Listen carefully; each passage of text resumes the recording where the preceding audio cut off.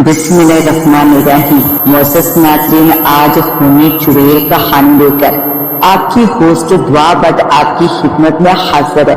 सामल को कुछ भी मालूम न था कि अहमद के गले में लॉकेट है। वो जैसे ही अहमद के साथ टच हुआ, इसको बिजली की तरह एक शदीद झटका लगा और वो दूर जा गिरा और देखते ही देखते इसको आग लग गई और वो अहमद के सामने ही तड़पने लगा और तड़पते तड़पते वही ठंडा हो गया और इसका जिस्म भी राख का एक ढेर बन गया। वो वहां से चल दिया और कुएं को तलाश करने लगा, लेकिन इतनी तलाश के बाद भी इसको कुआं ना मिला। वो थका हार कर एक जगह बैठ गया और परेशान हो गया कि इसे कुआं कहाँ मिलेगा। थोड़ी देर बाद वो आराम करने के बाद उठा और एक बार फिर इसने तलाश शुरू कर दी और इसे वो कुआं नजर आ गया।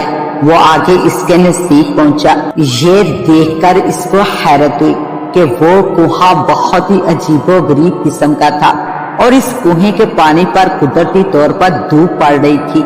इस कुएं के पास ही एक रस्सी और लोटा पड़ा हुआ था, जैसे इस कुएं से कोई पानी भरता हो। अहमद ने इसकी मदद से कुएं से पानी निकाला और इसे एक बोतल में भरने लगा। जैसे इसने पानी बोतल में भरा तो इसके सामने एक धमाका हुआ। इससे वही काली डैन सामने आ गई और इसने आते ही अहमद पर हमला कर दिया। मगर खुशी की बात यह है कि अहमद के गले में लॉकेट होने के बावजूद इसे छू भी ना सकी। अहमद को बाबा जी की आवाज सुनाई थी, बेटा वो कुएं का पानी इस काली डैन पर डाल दो, पानी पड़ते ही वो मर जाएगी। अहमद ने ऐसा ही किया। फुर्ती के साथ वो पानी उस चुड़ैल पर अंडेल दिया। पानी पड़ने की देर थी कि उस काली डैन को आग लग गई और वो वहीं ढेर हो गई। थोड़ी देर के बाद वहां सिर्फ राख का एक ढेर था। अचानक दूर से अहमद को बाबा जी आते हुए दिखाई दिए। इन्हें देखकर अहमद को रूहानी सी खुशी मिली।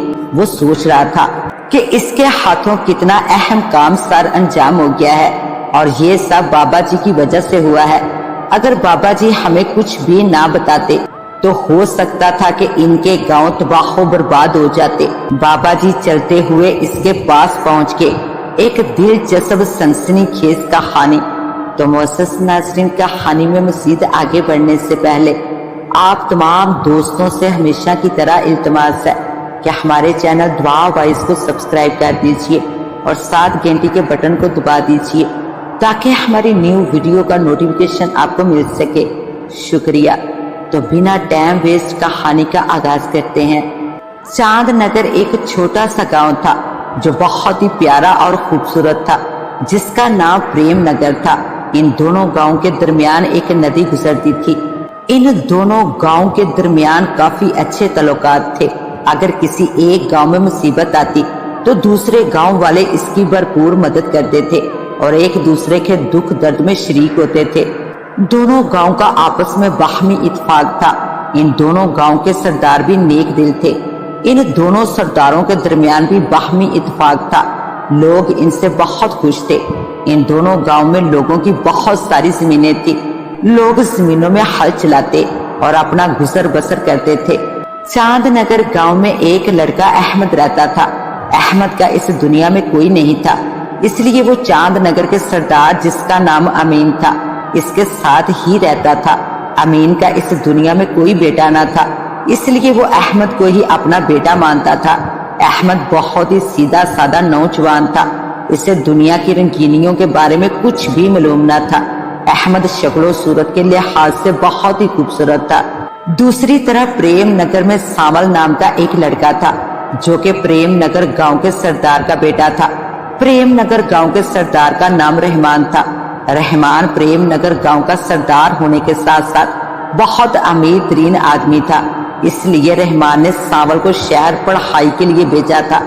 सावल शहर के सबसे मशहूर कॉलेज में पढ़ता था। कॉलेज की पढ़ाई मुकम्मल होने के बाद सावल अपने गांव प्रेम नगर वापिस आ गया।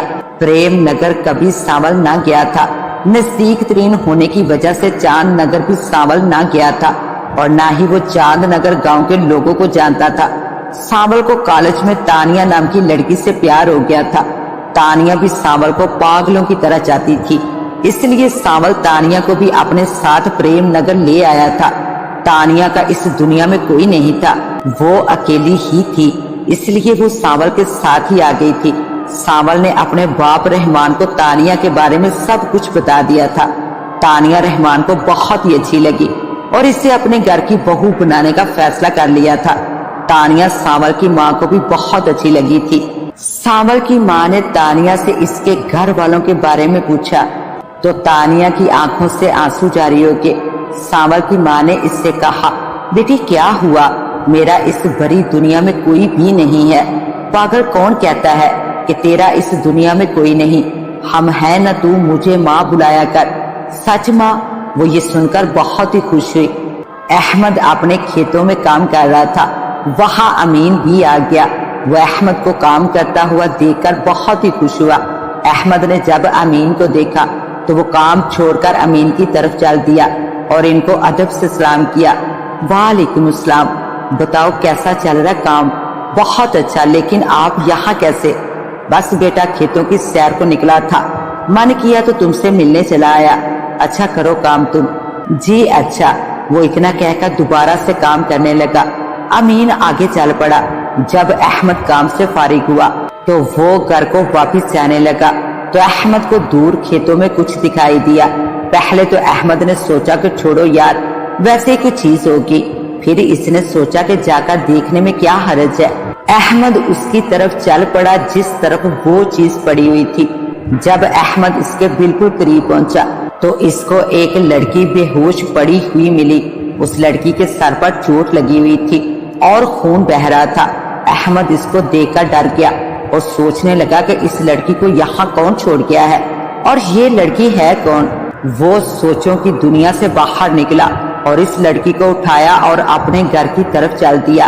अमीन ने दूर से ही अहमद को देख लिया था कि वो लड़की को कंधे पर उठाए हुए चला जा रहा था, तो वो भी इसकी तरफ हो लिया और कहा, ये लड़की कौन है और इसे कहाँ से उठाकर लाए हो? अहमद ने कहा, ये लड़की खेतों से मिली है और वहाँ कोई भी नहीं था, इसलिए मैं इसे घर लेकर जा रहा हूँ। इसकी हालत देखिए, बुरी तरह जख्मी है, ना जाने इसको क्या हुआ है। ये कहता हुआ वो आगे चल दिया और फिर दोनों घर जा पहुँचे। प्रेम नगर में तानिया के गुम होने की खबर पूरे गांव में फैल गई थी। तानिया घर में मौजूद न थी और किसी को कुछ भी ना पता था कि वो कहाँ गई है। रहमान के घर वाले बहुत ही परेशान थे, खास तौर पर सांवल तानिया के गुम होने की वजह से बहुत परेशान था। रहमान ने सांवल से कहा, मैं चांद नगर जाकर तानिया को ढूंढता हूँ, हो सकता है कि वो वहाँ गई हो। सांवल ने रहमान से कहा, मैं भी आपके साथ ही चलता हूँ। हाँ ठीक है चलो। वो दोनों घर से निकले और चांद नगर गाँव की तरफ चल दिए। चांद नगर पहुंचकर वो सीधे अमीन के घर पहुंचे और तानिया के मुतालिक सारी बात अमीन को बताई। अमीन ने सारी सच्चाई अमीन और सांवल को बता दी कि किस तरह अहमद को खेतों में काम करते हुए एक लड़की जख्मी हालत में मिली है। सांवल ने अमीन से कहा, क्या हम इसे देख सकते हैं क्या? इतने में अहमद भी वहां आ गया। इसने सलाम किया तो अमीन ने कहा, बेटा सांवल को साथ ले जाओ और वो लड़की दिखा दो जो तुमको काम करते हुए मिली है। अहमद सांवल को उस कमरे में ले गया। सांवल लड़की को देखकर चिल्लाया, यही है मेरी तानिया, मगर इसके सर पर चोट कैसे लगी? ये मुझे इसी तरह जख्मी हालत में मिली थी खेतों में काम के दौरान और मैं इसको उठाकर घर ले आया। अहमद ने तफसील बताई। इतने में लड़की को होश आने लगा। सांवल जोर से चिल्लाया, इसको होश आ गया है। वो इसके सामने खड़ा हो गया और एक तरफ अहमद भी खड़ा हो गया। तानिया ने जूं ही आंखें खोली तो सांवल को देखते ही एक चीख मारी और भागते हुए अहमद से लिपट गई। मुझे बचा लो, मुझे बचा लो, ये मुझे मार देगा। सांवल ये सब देखकर हैरान रह गया कि इसको क्या हो गया है, ये मुझे देखकर डर क्यों रही है। वो इसकी तरफ बढ़ा और इसको बाजू से पकड़कर अहमद से जुदा करते हुए कहा, देखो तानिया, मैं तुम्हारा सांवल हूँ। तानिया ने एक झटके से इसके हाथों से अपना बाजू छुड़ा लिया